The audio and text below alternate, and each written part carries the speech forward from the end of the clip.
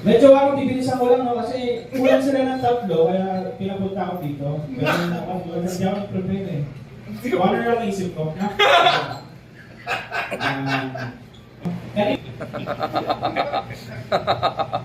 Sa bagay, totoo.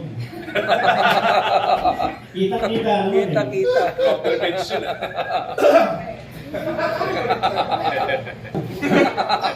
That's my set again. That's my sobra.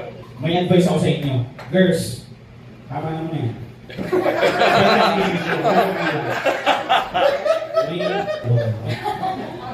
That's my... Kumain.